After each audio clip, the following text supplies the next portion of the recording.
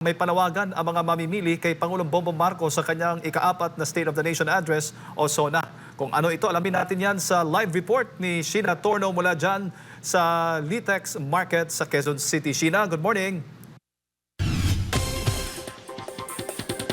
Jade at Admar, magandang umaga. Konkretong solusyon sa walang humpay na taas na presyo ng mga bilihin.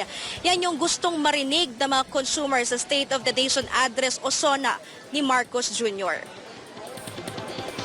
Sa gitna ng patuloy na pagtaas ng presyo ng mga pangunahing bilihin, umaasa mga mamimili na maririnig nila ang tugon ni Pangulong Marcos Jr. sa kanyang ika-4 na SONA. Ayon silang mamimili sa Litex Market sa Quezon City, lalong nahihirapan silang pagkasyahin ang arawang kita. Maraming napipilitang mangutang dahil hindi sapat ang kinikita para sa pang-araw-araw na gastusin. Bukod dito, limitado na ang kanilang nabibili, lalo na ang bigas, karne, gulay at isda dahil sa mataas na presyo. Matatanda ang tumaas ang presyo ng bigas higit 60 pesos kada kilo, habang pumalo na sa halos 500 pesos ang kada kilo ng karning baboy. Ang gulay at isda naman may taas presyong 20 pesos hanggang 50 pesos na hanggang ngayon ay pasanin pa rin ng maraming pamilyang Pilipino. Para sa maliliit na negosyante, mahirap magtaas ang presyo dahil baka mawalan ng mga suki.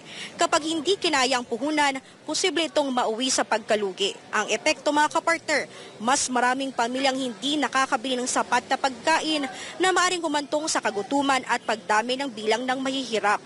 Sa kawalan ng malinaw na direksyon mula sa gobyerno, unti-unting nawawala ang tiwala ng publiko dahilan kaya may mga kilos protesta sa iba't ibang sektor.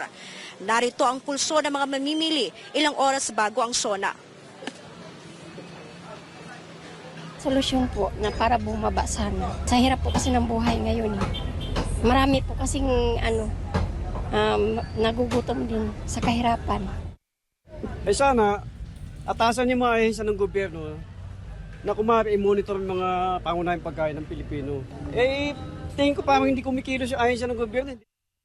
Sana, pababain lang po sana katulad ngayon kasi nagbabaha na. Malamang ang mga presyo ng pagkain tataas.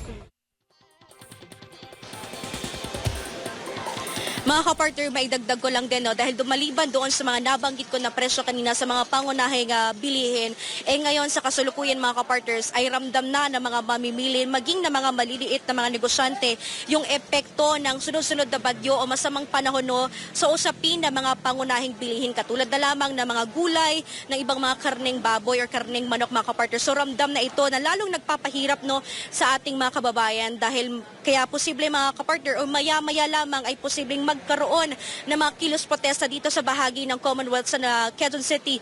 Partikular na yung sektor ng agrikultura na nais maglahad or nais ilabas yung kanilang mahinaing patungkol sa may isyong kinakaharap sa sektor. Yan muna ang litas mga kapartner, balik sa inyo.